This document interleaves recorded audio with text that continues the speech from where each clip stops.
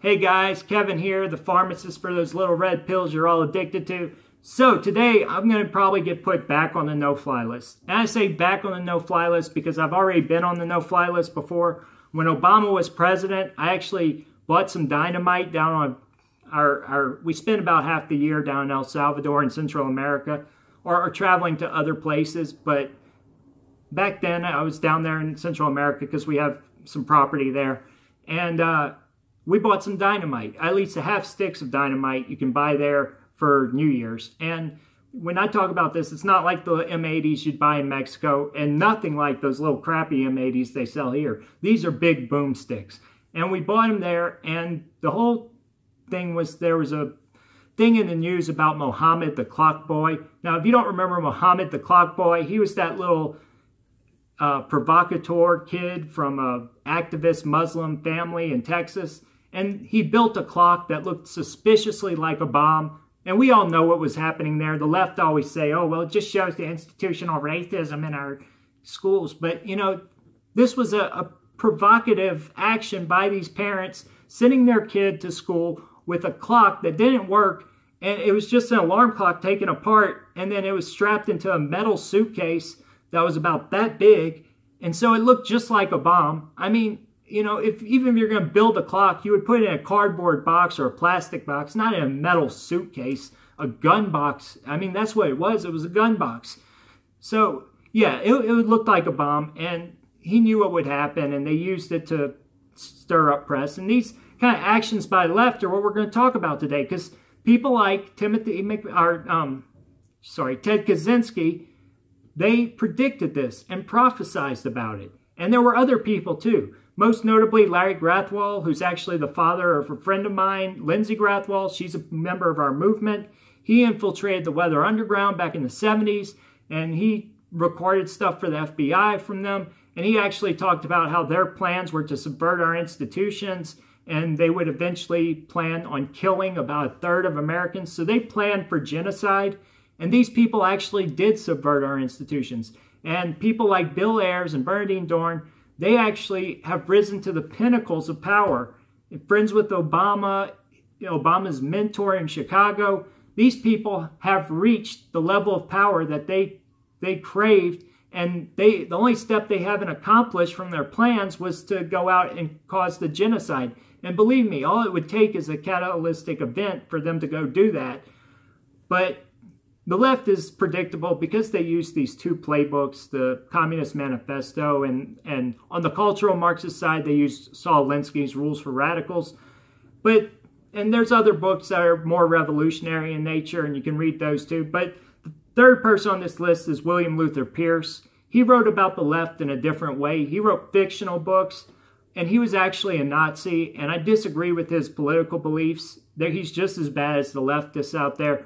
But he did talk about how, in his book, The Turner Diaries, he talked about how these identity groups of blacks and Latinos would be exploited by the left to be shock troops for their revolution, and they would stir up racial conflict, while at the same time, rich whites would use them to go out and kill poorer whites or small business owning whites so they could absorb their money and their wealth. And he predicted everything that is happening now, minus a revolution. But anyway, I think of all the people who really predicted what would happen now and prophesized about the rise of groups like Antifa, the most notable by far is Ted Kaczynski. And his whole manifesto is brilliant. The guy was a genius. At 16, he went to Harvard. He was exploited at Harvard by the government and put into the MKUltra program. If you guys don't know what MKUltra is, it's the program the government used to brainwash young kids from normal families.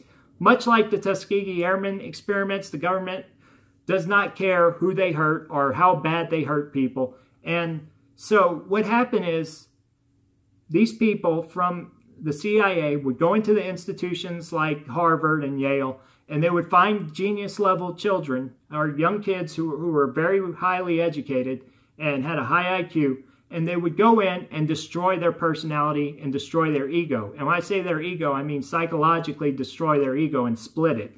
And they would use psychedelic drugs and torture, LSD, DMT, mushrooms. And I'll talk about all these psychedelics one day because I've actually done some of these. And then they use torture. And I'll talk about that too one day, because I've been in a torture, I've been in the room while somebody was torturing somebody in Iraq, and it's miserable. Now, it all shows the evils of government. And Ted Kaczynski saw that evil, and he saw in Harvard, and then afterwards working as an engineer for the aerospace industry, he saw the evils the government was going to do with technology. And so he became an anarcho-primitivist. And he wrote about, in his essay, his manifesto, he wrote about how authoritarian groups would rise in America and exploit technocracy and use that technocracy and technology to enslave people and kill people. And that's pretty much what happened, or what's happening now. And he talks about the left also, and how the left would rise, and how the universities were creating these childlike, infantile people who could not handle reality and would become pawns of the state. So anyway, I'll read from his manifesto. It says, "The dangers of leftism. Because of their need for rebellion and for membership in a movement, leftists or persons of similar psychology often are unattracted to rebellious or activist movements whose goals and membership are not initially leftist. The resulting influx of leftist types can easily turn a non-leftist movement into a leftist one, so that the leftist goals replace or distort the original goals of the movement." That's perfect. You see this with BLM. You see this with groups like the Libertarian Party now, where the left has gone in and co-opted that group and taken over it, or basically subverted it and taken over. To avoid this, a movement that exalts nature and opposes technology must take a resolutely anti-leftist stand and must avoid all collaboration with leftists. Now, this goes back to the anarcho-primitivist thing, but he's saying that any movement that opposes technology and celebrates nature cannot involve themselves with the left, because the left will co-opt them and use their own necessities, their own desires to destroy the movement. Leftism in the long run is inconsistent with wild nature, with human freedom and the elimination of modern technology. Leftism is a collectivist. It seeks to bind together the entire world, both from nature and the human race, into a unified whole. But this implies management of nature and human life by organized society, and it requires advanced technology. So they're saying here that if they got a hands on, or they met their goals of taking over society, they would get their hands on this technology and use it against people.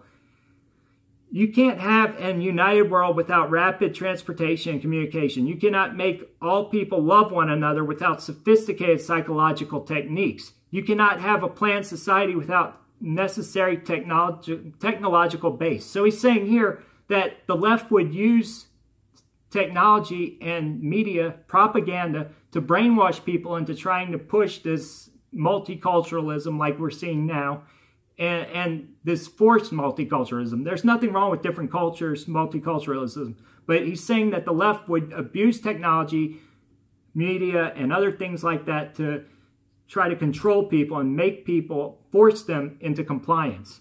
Above all, leftism is driven by the need for power, and the left seeks power on a collective basis. Through identification with a mass movement or an organization, leftism is unlikely to ever give up technology, because technology is too valuable a source for collecting power.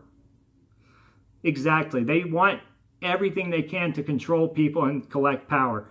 The anarchist, too, seeks power, but he seeks it on an individual or small group basis. He wants individuals and small groups to be able to control circumstances of their own lives. He opposes technology because it makes small groups dependent on large organizations. This is why I say the people on the left today who call themselves anarchists, they're all pushing the agenda the corporations are pushing on them unwittingly. So they're not real anarchists. They are as compliant with a collective. They are anti-individualist. There's nothing anarchist about them except the fact that they want to destroy the current society or break down every semblance of law and order. But otherwise, they're very collectivist natured. They're not real anarchists. They want a controlling government. They want authoritarianism, just not the one that they have right now. Some leftists may seem to oppose technology, but they will oppose it only as long as they are outsiders and the technological system is controlled by non-leftists. So this is what I'm saying. Right now, we see it, with Trump. They say they love democracy, they love all these things, but they don't love it when somebody else has control of it. All right, I'll skip on a little bit because they will enthusiastically use it and promote its growth. In doing this, they will be repeating a pattern that leftism has shown again and again in the past. When the Bolsheviks in Russia were outsiders, they vigorously opposed censorship and secret police. They advocated self-determination for ethnic minorities and so on and so forth. But as soon as they came into power themselves, they imposed tighter censorship and created a more ruthless secret police than any that had existed under the czars. They oppressed ethnic minorities at least as much as the czars had done. In the United States a couple of decades ago, when leftists were a minority to our universities, leftist professors were vigorous opponents of academic freedom and free speech. But today, in those of our universities where leftists has become dominant, they have shown themselves ready to take away from everyone else's academic freedom. This is political correctness. The same time will happen when leftists and technology, or the same thing will happen with leftists and technology. They will use it to oppress everyone else if they ever get under their own control. In earlier revolutions, the left and the most power-hungry type repeatedly have first cooperated with non-leftist revolutionaries, as well as the leftists of a more libertarian inclination, and later have double-crossed them to seize power for themselves. And we've talked about this before, how the left will betray BLM, they will betray Antifa, and they'll be the first people they kill after they get their revolution. And then the people in power, these elites, like we've talked about with Bernardine Dohrn and Bill Ayers, and even above them, people like George Soros, they're the ones who are going to seize all the power, and they will then stagnate. And that's in opposition to what Marx originally wanted, which was to end stagnation through capitalism. But they'll just make stagnation through socialism and communism. And then once they get power, it will stagnate beyond anything that capitalism's ever seen, because capitalism has booms and busts. So even if you gain a lot of power under capitalism, the market can crash. And in a true free market, you can lose everything and the cycle resets. But under communism, they force control forever and ever and ever. And this is how you end up with hermit kingdoms like North Korea. Various thinkers have pointed out that leftism is a kind of religion. Leftism is not a religion in the strict sense, because leftist doctrine does not postulate the existence of any supernatural being. But for the leftism plays a psychological role, much like that which religion plays in some people. The left needs to believe in leftism. It plays a vital role in psychological economy. His beliefs are not easily modified by logic or facts. He has a deep conviction that leftism is morally right with a capital R, and that he has not only a right, but a duty to impose leftism morality on everyone. And we see this now. This is why I say this is so prophetic. We use the term leftism because we know of no better word to designate the spectrum of related creeds that includes feminism, gay rights, political correctness, etc. movements, and because these movements have a strong affinity with the old left, see paragraphs 227 to 230. So he kicks it back to the beginning there, but you can see what he's talking about. These were not things back when he was writing this 30 years ago. There was a rise in sort of PC culture in the 90s, but that was shut down very quickly. And then you had the rise of the new right, which, the neocons sort of hijacked that, but we've got it back now. And this is why I always say our movement, we can't let people subvert our movement now, because our movement now is more based on liberty and freedom than ever before. And we have true heroes of freedom and liberty in our movement, so we can seize them and use them to go out and run elections, run for office. We have to be the ones to go out and do some subversion, or actually try to get elected into local offices so we can hold some power, because I know we don't naturally move towards that. A lot of us own businesses and have good jobs or careers, but we need to become more involved, because the left has done this, like I've said, for almost a century now. Leftism is a totalitarian force. Whenever leftism is in a position of power, it tends to invade every private corner and force every thought into a leftist mode. In part, this is because of the quasi-religious character of leftism. Everything contrary to the leftist beliefs represents sin. More importantly, leftism is a totalitarian force because of the leftist drive for power. The leftist seeks to satisfy his need for power through identification with a social movement. He tries to go through the power process by helping pursue and attain the goals of the movement. And it goes back to paragraph 38. But no matter how far the movement has gone in attaining its goals, the leftist is never satisfied because his activism is a surrogate activity that is the left's real motive, not to attain the attainable goals of leftism.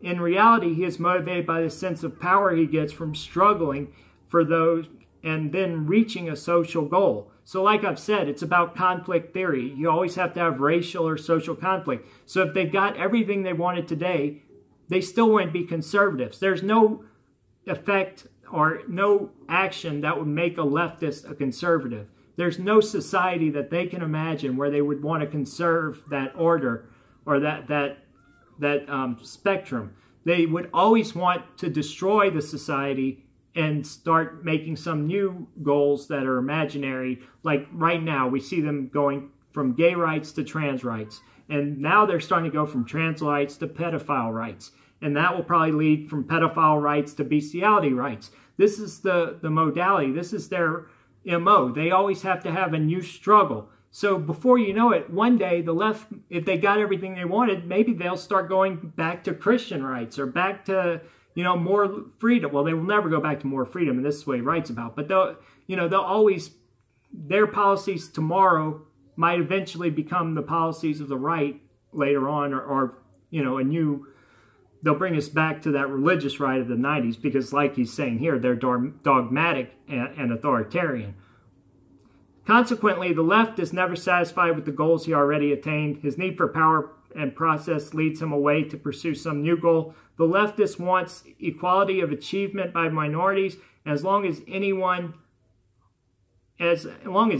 harbors in some corner of his mind a negative attitude towards some minority, the leftist has to re-educate him. And this is what we've talked about with some of the people in our chats who say that re-education would be a good thing. So you can see this. All right, I'll skip this. He talks about disabled people, fat people, old people, ugly people, and on and on and on. It's not enough that public should be informed about the hazards of smoking. A warning has to be stamped on every package of cigarettes. Then cigarette advertising has to be restricted, if not banned. The activists will never be satisfied until tobacco is outlawed, and after that, it will be alcohol, then junk food, etc. And we saw this in New York a few years back when they tried to ban sodas and large drinks. And he's right, maybe not alcohol right now, but these are the same people who always want to control people's lives, and so they will move to something else after they finish with cigarettes, or like he said, with tobacco and junk food. And we're seeing it with junk food now. But as far as alcohol goes, they will move towards that one day. They'll probably keep the pot thing as long as it gets them votes, but then they'll probably move against marijuana too eventually. It's just their MO, like we said. When they have done that, they will want to ban something else they consider unwholesome. Then another thing, then another. They will never be satisfied until they have complete control over all child-rearing practices, and they will move on to another cause.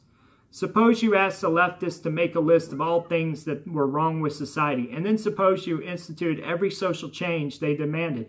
It is safe to say within a couple of years, the majority of leftists would find something new to complain about, some new social evil to correct, because once again, the leftist is motivated less by distress at a society's ills than by the need to satisfy his drive for power by imposing his solutions on society.